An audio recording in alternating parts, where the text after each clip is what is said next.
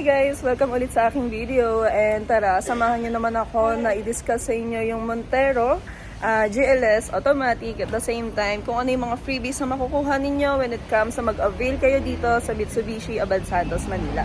So by the way guys, I'm Mati Vergara and you can contact me para ma-assist ko po kayo at the same time makuha nyo yung mga freebies na ibibigay natin. So i-check lang naman natin yung unit dito guys.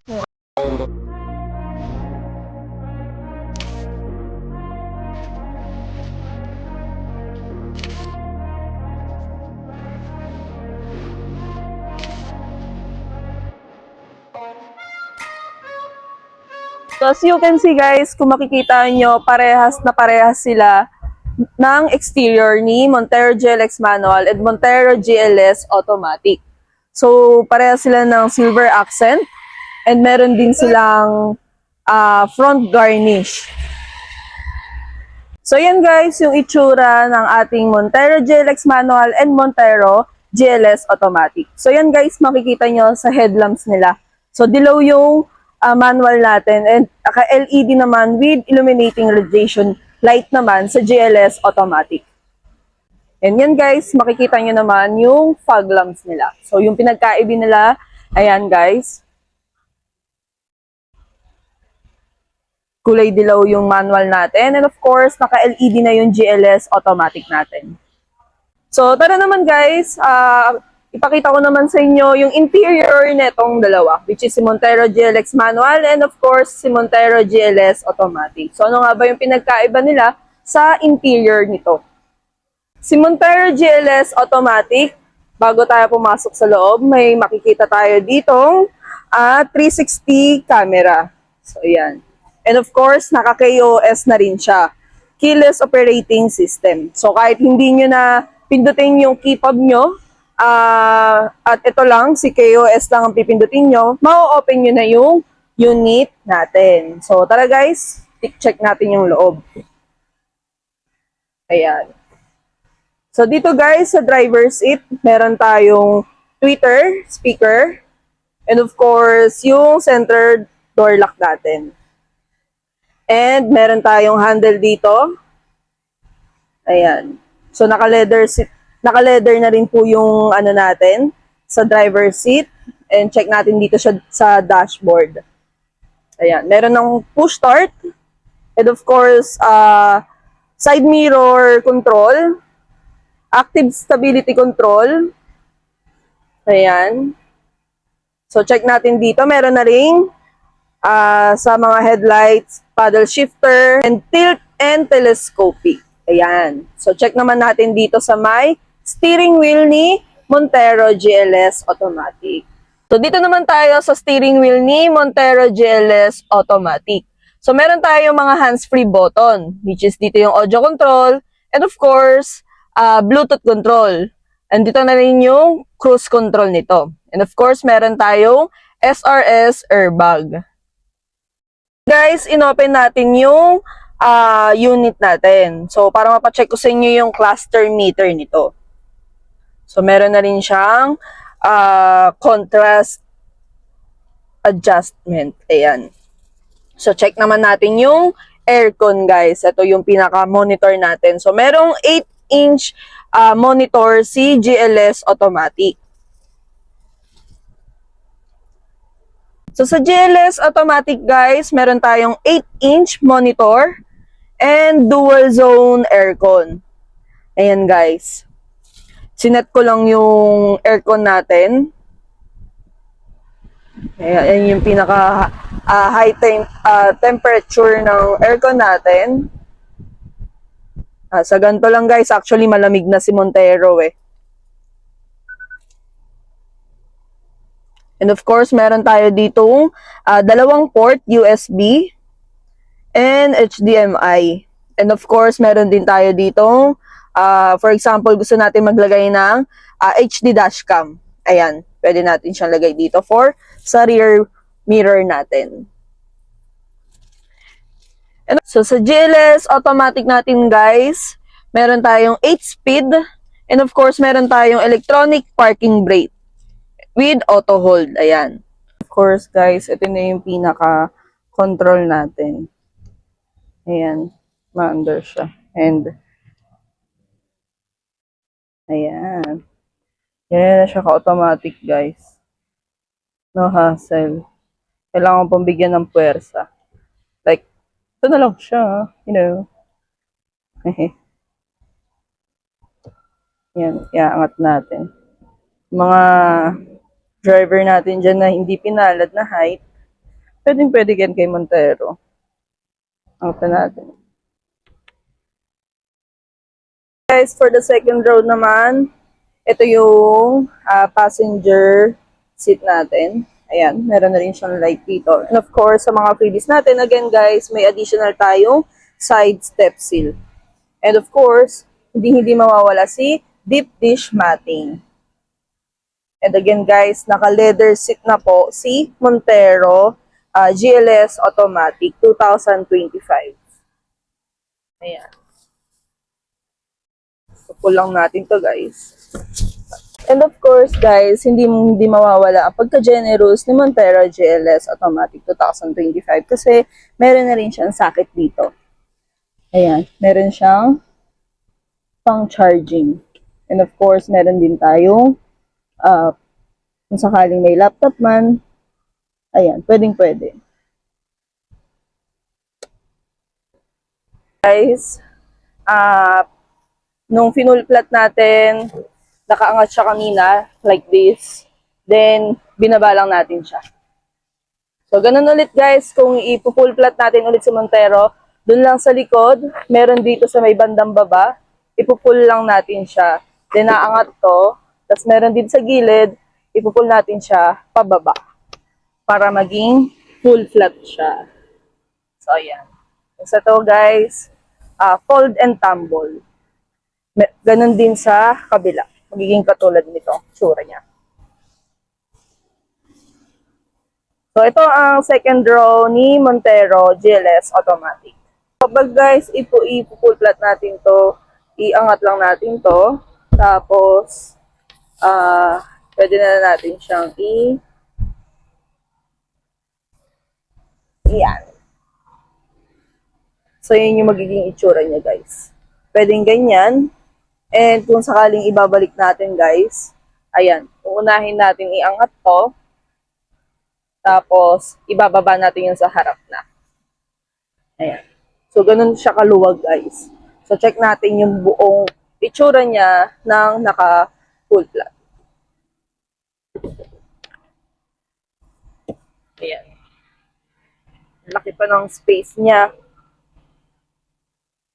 So, kung may mga business dyan, clients, pwede rin tong si Montero, pwede nyo rin siya i-consider. Ganyan siya. Tapos, actually, sa second row din, check din natin. So guys, ito ang itsura ng ating Montero GLS Automatic sa exterior. So, naka-LED yung headlamp niya, yung fog lamp niya, and meron din siyang illuminating light. Ayan.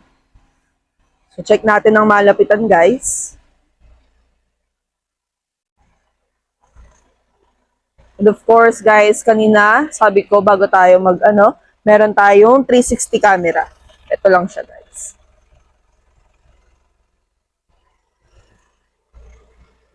So, sa Montero GLX manual naman natin, guys, ayan, meron tayong headlamp, halogen, and halogen fog lamp.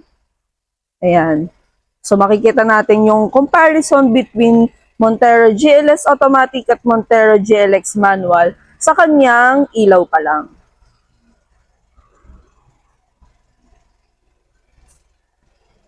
Tara, i-check naman natin yung loob ng GLX Manual natin.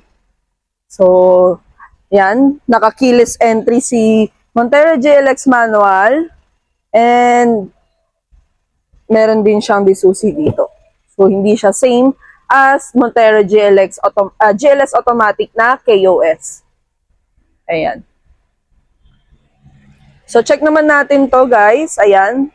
Sa driver seat, kung makikita ninyo, naka-black high fabric po yung sa driver seat natin. And of course, meron din siyang handle and center door lock. Ayan. And of course, meron din siyang side mirror control, tilt and telescopic, hands-free button with cruise control. Ayan. Meron din siyang seat material na high black fabric. Ayan. Of course, ang kanyang 6-speed manual transmission and ang kanyang single zone aircon. So tara guys, check natin yung loob ni Montero GLX manual. Chinek ulit natin, inopen ulit natin ang ating unit para mapakita ko sa inyo yung comparison ng cluster meter nito. So ito yung cluster meter ni Montero GLX manual. Ayan. So ito naman ang steering wheel ni Montero GLX manual. Halos same lang sila guys. Leather wrap na rin. Ayan. So, dito naman tayo sa aircon at sa monitor. So, meron 7-inch monitor ang ating Montero GLX manual with single zone aircon. Ayan. So, dito naman tayo guys. Ayan. Meron tayong isang USB port. And ang kanyang 6-speed transmission. Manual transmission. And ang kanyang manual handbrake. So yun guys, napakita ko sa inyo yung kaunting kaalaman regarding sa comparison between GLS automatic at GLX manual. So tara guys, turuan ko naman kayo kung paano mag-apply sa atin dito sa branch through online. So yes guys, meron na tayong online application. So less hassle sa inyo, lalo na sa mga client natin na probinsya, at sa mga client natin na OFW na hindi makakapunta agad dito sa ating branch. So, I suggest na mag-apply tayo through online. Ayan. So, mapapakita ko naman sa inyo yung legitimacy natin dito sa Jose Abad Santos, Manila. So, number 1 guys, paano nga ba mag-apply? So, step 1 guys, of course, PM nyo lang po ako sa aking contact number or sa aking social media account. Nandyan po yung page, Facebook account, at Viber and WhatsApp account natin. So, nandyan yung number ko para at least mapakita ko sa inyo yung application form natin. So, doon ko po isa-send guys when it comes na i-PM nyo po ako through online sa aking mga social media accounts. So, second guys, isa-send ko sa inyo ang application form. Complete na po yun. Nandun na po yung pang principal at pang co-maker. So, kung sakali guys, idea lang po regarding sa pag-apply ni, for example, so of course guys, kung si client is OFW at nasa abroad pa siya, pwedeng-pwede nyo akong i-contact sa aking social media para at least mapakita ko na sa inyo yung application form nito and ma-fill upan nyo na. And of course guys, pwedeng-pwede nyo na rin isend sa social media ko yung requirements natin. For example, COE, contract, yung latest contract natin, 2 valid IDs, of course, passport and other Philippine IDs, and proof of billing, and of course, the important is proof of remittance. So, yung possible guys na maging co-maker natin is yung pinapadala natin ng remittance. And of course guys, dito naman sa Pilipinas, which is kung employed ka or business owner naman. So, sa employed guys, COE, 2 valid IDs, proof of billing lang naman po yung pinaka requirements natin. And of course, sa may business owner naman, DTI, bank statement, and proof of billing. So, pwedeng-pwede po kayong mag-drop by dito sa Mitsubishi Jose Abad Santos at hanapin nyo lang po ako.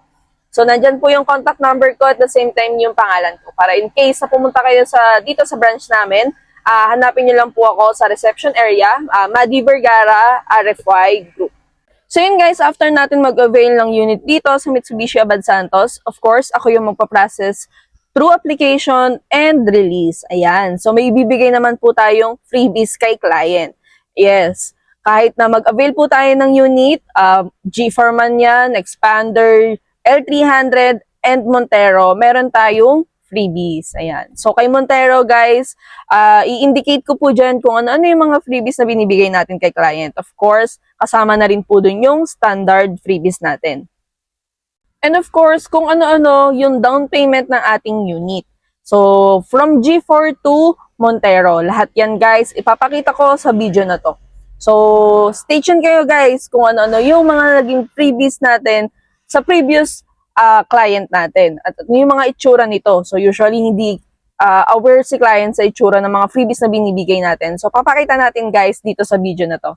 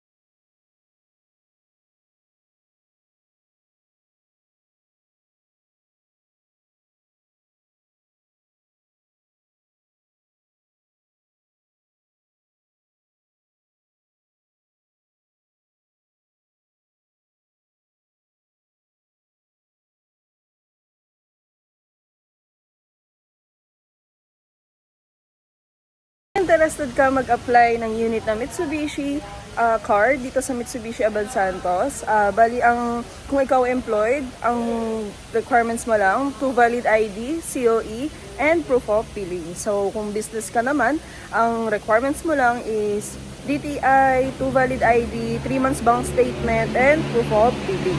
So kung ikaw naman ay OFW na gusto mo nang mag-apply kahit abroad, pwede po natin i-process. So ang requirements lang po ng ating OFW is latest contract or COE, 2 valid IDs, 3 months proof of remittance, and proof of billing. So pwede tayo mag-process through online guys.